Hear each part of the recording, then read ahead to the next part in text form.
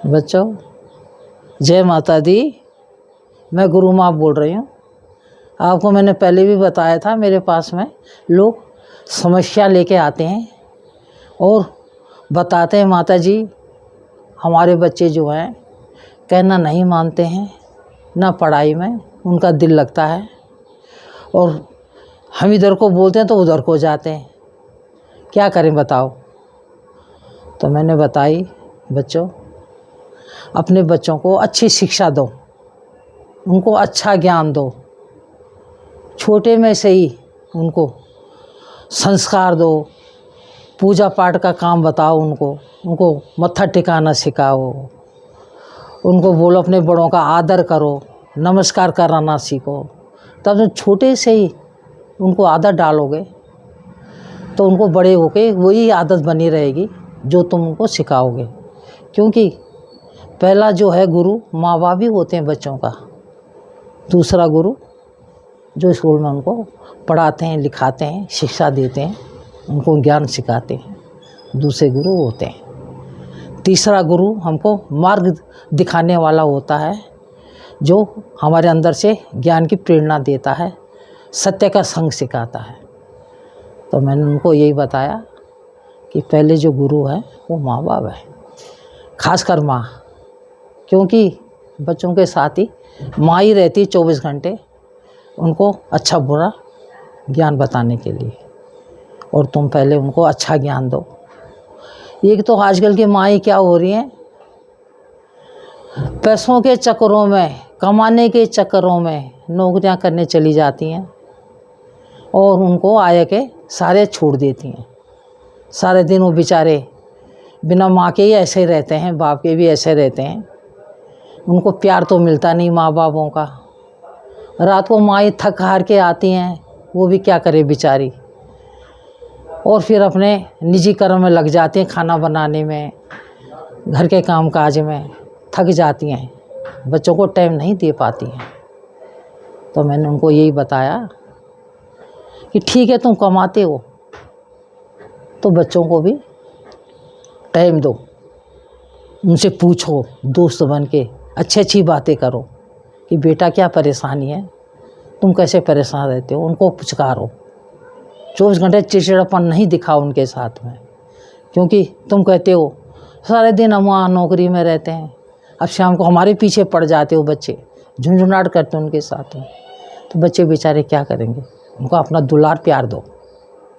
और मैं ये भी कहती हूँ, असली पूंजी जो तुम्हारी है वो बच्चे ही हैं, क्योंकि आने वाली जो हमारी पीढ़ियाँ हैं ये अच्छी होनी चाहिए। इनको अच्छी शिक्षा दोगे, ये तुम्हारा आदर करेंगी, तुम्हारा सत्कार करेंगी, तुमसे प्रेम करेंगी। और उनको तुम ज्ञान नहीं दोगे तो क्या जाने। तो फिर कहने लगी वो महिला मेरे से, माता जी पता नहीं उनके दोस्त कैसे होते हैं, क्या होते हैं, पता ही नहीं लगती कैसे हैं उनके दोस्त बाहर। मैंने कहा उनसे पूछो बेटा, अच्छे दोस्तों का संग करो, अच्छों के संग में रहो, कोई गाली देने वाले ना हो, उनको देखो पहले, उनको शिक्षा दोगे तुम तो डगमग अपनी ज़िंदगी में कभी भी नहीं होंगे, चाहे तुम उनको किधर भी भेज दोगे, कैसे भी हालत में बच्चे रहेंगे। शुरू से उनकी नींव जो परपक रहेगी शिक्षा देने के उसमें, ज्ञान देने में, तो वो बच्चे निडर होकर रहेंगे और कभी अपना मार्ग भटकेंगे नहीं। वो सच्चे मार्ग के अनुरागी बनेंगे और सबका आदर करेंगे। फिर मैंने कही उनसे, तुमने देखा होगा कि ये तोते थे, दो भाई, तो ये पिंजरे में थे, वो दोनों अलग अलग पिंजरे में बंधे हुए थे। तो उनको बेचने के लिए वो बेचने वाला बैठा हुआ था। इतने में आ गया राजा। तो राजा ने कही, भैया ये तोते कैसे हैं। तो उसने कही, व्यापारी ने जो बेच रहा था उनको, कहने लगा, राजन ये एक तो सस्ता और एक महंगा है। तो राजा ने कही, ये कैसे। कि महाराज हैं तो दोनों भाई है, पर एक सस्ता एक महंगा है। और आपको पता जब लगेगी, जब आप पहले ले जाके देखो। ऐसे करो, आप पहले सस्ते वाले को ले जाओ। तो कहने लगा राजन ठीक है, दो फिर इसको। राजा ले गया एक सस्ते वाले को। तो जैसे ही राजा ने सुबह हुई और तोते के सामने आया, पिंजरे के सामने, तो तोता सवेरे सवेरे शुरू हो गया गाली देने में। ऐसी भद्दी भद्दी गंदी गंदी गाली देने लगा, राजा के तो कान ही फूट गए। उन्होंने कहा अभी ले जाता हूँ इस तोते को और इसका अभी वहीं सिर काटता हूँ। कितना गंदा तोता है, कितनी गंदी बातें बोलता है, बहुत गंदी गंदी गाली देता है। उस भगोले के पास ले गया, कहने लगा ये कैसे गाली दे रहा है, ये क्या हो गया इसको, इसको मैं अभी मार रहा हूँ। तलवार निकाली। कहे राजा नहीं, मारो मत इसको। कहने लगा कैसे? कहने लगे दोनों भाई हैं ये, और एक अच्छी जगह पला, एक चोरों के घर में पला है, और ये दूसरे वाले को ले जाओ अब आप, तब देखना। तो उन्होंने कहा दूसरा वाला कैसा है? कहने लगा महाराज ये साधु संतों के घर में पला है, जहाँ रोज़ प्रवचन होते थे, जहाँ अच्छी वाणियाँ होती थी, जहाँ हवन होता था, जहाँ यज्ञ होते थे, वहाँ पलता था ये, वहाँ पला गया। अब देखो इसको तुम। राजा ने कहा ठीक है, अब इसको भी ले जाके देखता हूँ। तो जब जैसे उसको कही इसको तो मार ही रहा हूँ मैं, ये बहुत गंदा तोता है। कहना राजन ये इसकी गलती नहीं है, मैं आपको ये बताना चाह रही हूँ कि बच्चों को जैसी शिक्षा दोगे तुम, जैसे माहौल में तुम रखोगे, वो ऐसे ही सीखेंगे। उनका कसूर नहीं है, वो माँ बापों का कसूर है।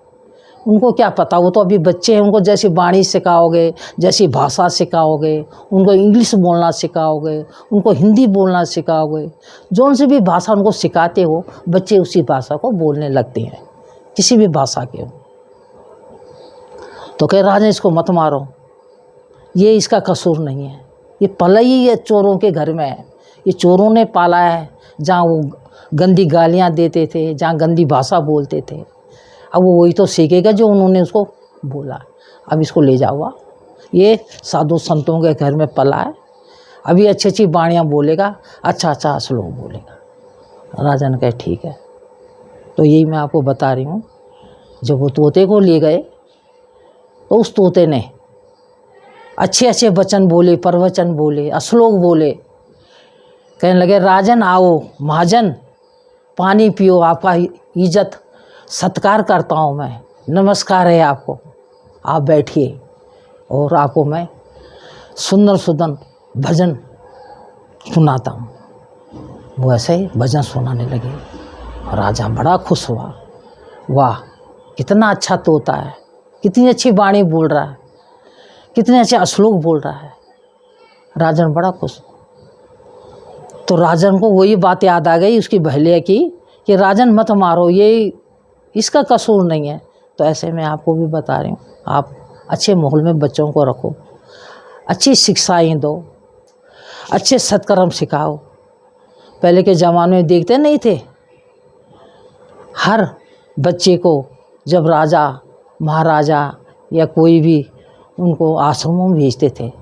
उस ज़माने में स्कूल तो होते नहीं थे, उनको आश्रमों में भेजा जाता था बच्चों को, वहीं उनको ज्ञान भी सिखाया जाता था, उनको धनु विद्या भी सिखाई जाती थी, उनको आदर सत्कार भी सिखाया जाता था, उनको मान सम्मान और अपमान सब कुछ सिखाया जाता था कि अपमान का क्या बदला होता है, मान कैसे दिया जाता है, सम्मान कैसा होता है, मेहमानों की कैसे इज्जत होती है, माँ बापों की कैसे इज्जत होती है। माँ बापों को पहले पैर छूने चाहिए, जो माँ बाप बोलते हैं वही सुनना चाहिए, उनकी इज्जत करना चाहिए, उनकी आत्मा को कभी मत दुखाओ। तो ये मैं आपसे कह रही हूँ, ऐसे ही पैसों की तरफ को मत भागो, अपने बच्चों को अच्छी शिक्षा भी दो। तुम्हारी जमा पूंजी यही है, बच्चे ही हैं। तुम इनके लिए कितना भी जोड़ोगे, कितना भी धन जोड़ोगे और इनको अच्छी शिक्षा नहीं दोगे तो तुम्हारा जोड़ना निरातर है। क्यों? कि उस धन को अच्छे उपयोग में नहीं लगाएंगे, वो एकदम उस धन की मिट्टी बना देंगे, उस धन को गंदे उपयोग में लाएंगे। तुम फिर पछताओगे, तुम्हारा भी मान सम्मान नहीं होगा, तुम भी रोओगे, अरे कैसा हो गया हमारे साथ में, ये हमारे जिनके लिए हमने इतना कमाया धमाया था, जिनके लिए हमने जमा पूंजी रखी थी, आज वही बच्चे नालायक हो गए हैं, आज वही हमको कुछ नहीं समझते हैं। आजकल देखा होगा तुमने कितने बुजुर्ग आदमी अनाथालय में पड़े हुए हैं, आश्रमों में पड़े हुए हैं, उनकी कितनी दुर्गति हो रही है, सब कुछ होते हुए भी, क्योंकि उन्होंने मान सम्मान देने में उनमें कमी हो गई। वो 24 घंटे पैसे कमाने के चक्कर में रह गए कि इससे ये बड़े बनेंगे, ये अच्छे रहेंगे, ये खुश रहेंगे। नहीं बच्चों, पैसों से कभी किसी को सुख नहीं मिला है। ठीक है, पैसा अपनी जगह में है, यूज की चीज़ है पैसा, पर उनको उस पैसे का यूज करना भी सिखाओ, उनको इज्जत करना भी सिखाओ, उनको अच्छे सत्संग में ले जाओ, उनको अपने हाथ से दान करवाओ, उनके हाथ से करवाओ, अच्छे लोगों के संग दो, अच्छी उनकी दोस्ती हो, और जब बड़े हो जाएंगे तो वो फिर इधर उधर कभी नहीं भटकेंगे। क्योंकि कुछ ही टाइम की बात है, तुमने उनको जब तक 12-13 साल का बच्चा नहीं हुआ है तब तक तुमने उनको अच्छी शिक्षा देनी है। मेरा कहने का तात्पर्य यही है कि बच्चों को अच्छी शिक्षा दो, उनको कामयाबी मिलेगी, तुम भी परेशान नहीं होगे, अब उनकी ज़िंदगी भी बेकार नहीं होगी। वो नशेड़ी गंजेड़ी कुछ भी नहीं बनेंगे, ना किसी को गाली गलौज देंगे, अच्छे संस्कार रहेंगे, कभी भटकेंगे नहीं हो। उनको कोई भटकाने वाला मिलेगा भी तो उसकी तरफ को कभी नहीं जाएंगे, क्योंकि उनकी तरफ अंदर से इतने गाइड मिल जाएगी कि उनको भला बुरे की खुद ही पहचान हो जाएगी कि हमने क्या करना है और कैसे करना है। जय माता की बच्चों। और मैं आपको एक बात ये बताने जा रही हूँ कि मैंने फ़ोन में अपना नंबर भी दे रखा है। कोई भी परेशान हो, कोई भी परेशानी हो, आप इस नंबर में मेरे से संपर्क कर सकते हो और अपने कष्ट बता सकते हो। फ़ोन में भी इसका आपको मैं जवाब दे सकती हूँ इसके निवारण के लिए। जय माता की।